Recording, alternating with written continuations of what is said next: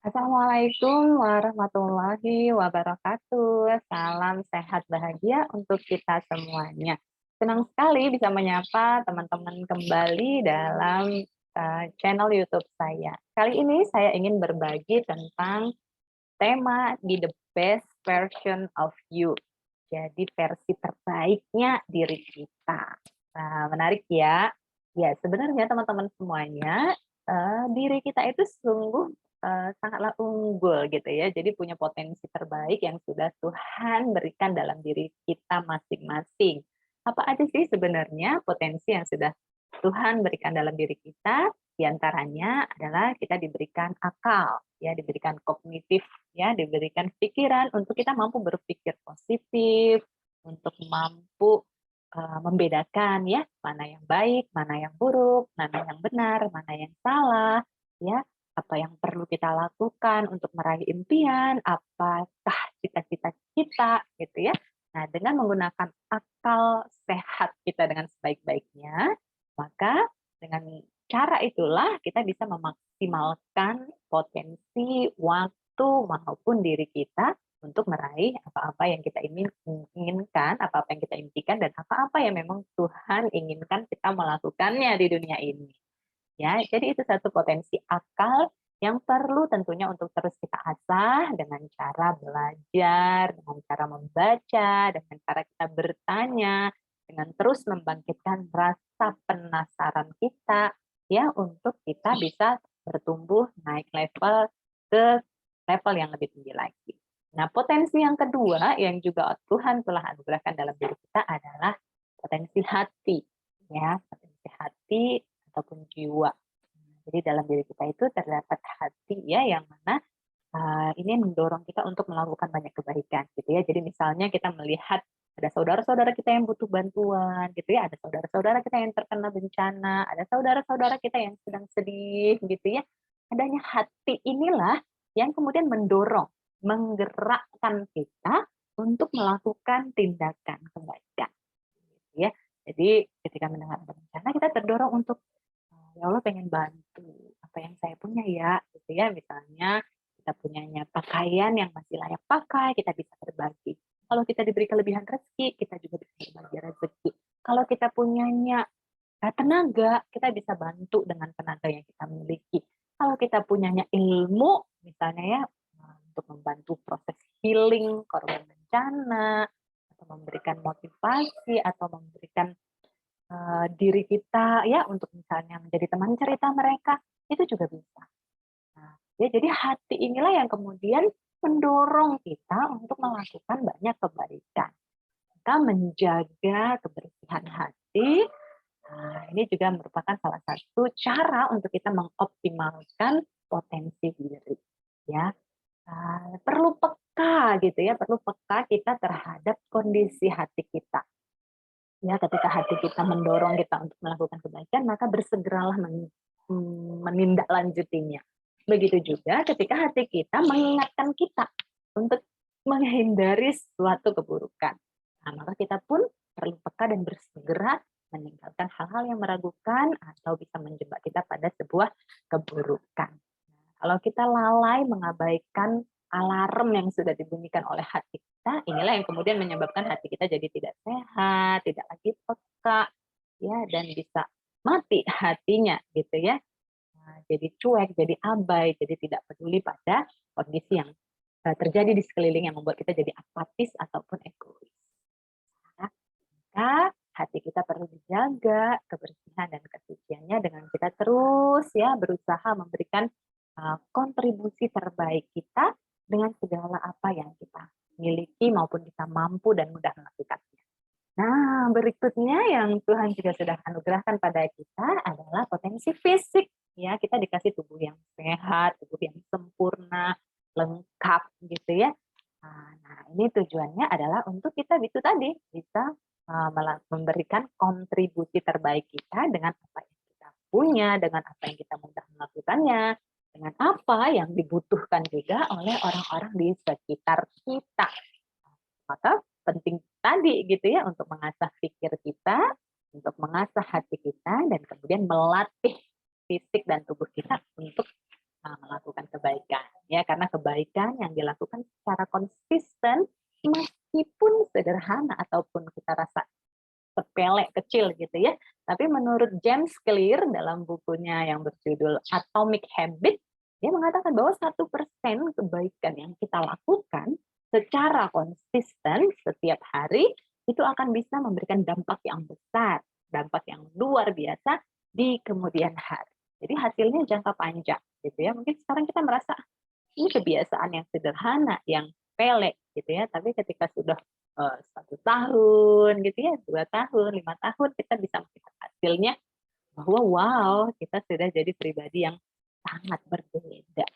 Begitupun dalam hal keburukan gitu ya. Jadi kalau kita keliru nih ya memanfaatkan waktu kita, 1% saja pun keburukan yang kita anggap sepele, tapi kalau itu dilakukan secara konsisten, ya lama-lama jadi keburukan yang besar gitu ya. Jadi tergantung bagaimana kita mengambil keputusan dalam memanfaatkan waktu kita.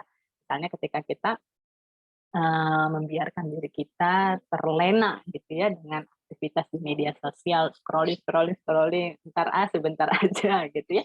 Lama-lama kita jadi terbiasa gitu dan akhirnya waktu kita jadi terbuang percuma. Bukan tidak boleh gitu ya, menikmati media sosial yang kita punya untuk silaturahim, boleh banget gitu kan. Tetapi itu tadi kita perlu ingat batasannya supaya waktu yang kita punya bisa benar-benar kita alokasikan untuk kebaikan-kebaikan yang memang mengantarkan kita kepada impian. Nah, penting teman-teman untuk kita menetapkan dulu tujuan ataupun visi ataupun impian kita ya. Jadi pikirannya kita buka dulu. Saya sih mau jadi apa ya? Impian saya itu saya ingin jadi apa ya? Tentukan dulu kita pikirkan saya mau membuat apa ya di dunia ini? Saya mau menghasilkan karya apa ya dengan kompetensi atau kemampuan yang saya punya? Terus setelah pikiran di diasah gitu ya, diajak ngobrol nih dirinya dengan bertanya, kemudian kita juga tanya lagi ke hatinya. Terus untuk apa sih gitu saya menghasilkan karya? Untuk apa sih saya melakukan kebaikan-kebaikan? Ini untuk menambah motivasi kita. Oh, supaya saya jadi orang yang bermanfaat, supaya saya punya amal jariah, supaya hidup saya jadi bermakna, supaya saya bisa menjalankan perintah Tuhan ya untuk menjadi orang yang berguna di dunia, gitu kan? Jadi dengan bertanya pada diri sendiri tentang apa yang kita mau, apa yang kita inginkan, apa yang kita harapkan, itu akan mengasah hati kita untuk juga semakin kuat motivasinya melakukan itu, sehingga efeknya ke tindakan. Kita akan rela nih untuk secara konsisten menyediakan waktu kita untuk meraih impian-impian tersebut.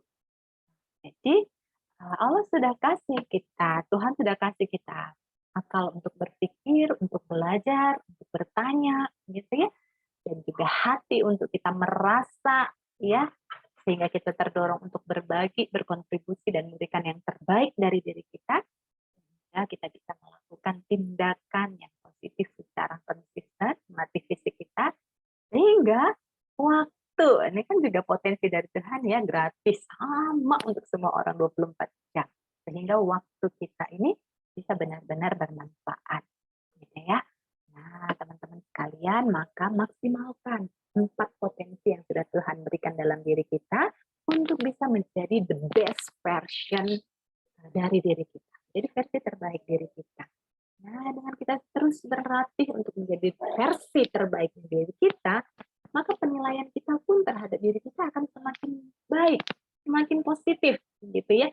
Harga diri, konsep diri, kita pun akan semakin positif seiring dengan semakin baiknya kita memanfaatkan potensi yang sudah Tuhan beri dalam diri kita. Bersamaan dengan itu juga, orang lain dan orang-orang di sekeliling kita pun akan melihat perubahan baik pada diri kita. Nah, itulah juga yang akan membawa banyak keberkahan dalam hidup kita dan membuat kita bisa menjadi sebaik-baik ciptaan Tuhan, gitu ya, bermanfaat, berkontribusi, dan memaksimalkan potensi yang sudah Tuhan beri, maka insya Allah Tuhan pun tidak ragu lagi untuk memberikan rezeki yang berlimpah ruah kepada kita semuanya. Ya, teman-teman sekalian, bagaimana? Apakah selama ini teman-teman sudah menyadari apa aja sih potensi dalam dirinya? Sudahkah teman-teman mengoptimalkannya? Kalau belum dan kalau ingin lebih tinggi lagi, maka izinkan ya, mulai saat ini dan seterusnya, mari kita izinkan diri kita menjadi versi terbaiknya. Ya, izinkan diri kita menjadi versi terbaiknya. Ucapkan pada diri kita, wahai diriku, ku izinkan dirimu menjadi versi terbaik. Ku izinkan diriku menjadi versi terbaikku dan mengoptimalkan potensi akal, potensi hati, potensi waktu dan tubuhku untuk melakukan banyak kebaikan dan kemanfaatan untuk mendapatkan ridho Tuhan dan memberikan kontribusi terbaik bagi sebanyak mungkin umat manusia dengan segala apa yang ku mampu dan apanya. Terima kasih Tuhan. Bersyukur atas semua potensi yang telah Engkau berikan dalam diriku, dan aku berserah kepadamu ya Tuhan, agar diberikan petunjuk, pertolongan, dan kemudahan untuk menjadi versi terbaik. Nah, bismillah ya, teman-teman sekalian, dengan niat yang baik ini, insya Allah kita pun akan diberikan jalan, dibukakan pintu-pintu kebaikan untuk kita bisa menjadi versi terbaik diri kita. Maka jangan ragu untuk mengizinkan diri kita menjadi versi terbaik. Sadari bahwa diri kita itu benar-benar berharga. Meskipun belum sempurna, maka izinkan diri kita itu tadi ya, untuk terus menyempurnakan diri menjadi versi yang terbaiknya setiap hari dengan melakukan kebaikan-kebaikan secara konsisten, mulai dari apa yang kita mudah dan kita mampu melakukan. Ya, saya teringat dengan pengalaman saya menulis buku bersama tim KMO ya, komunitas menulis online ya. Jadi di situ kita dikondisikan untuk bisa menulis satu tulisan setiap harinya selama 30 hari.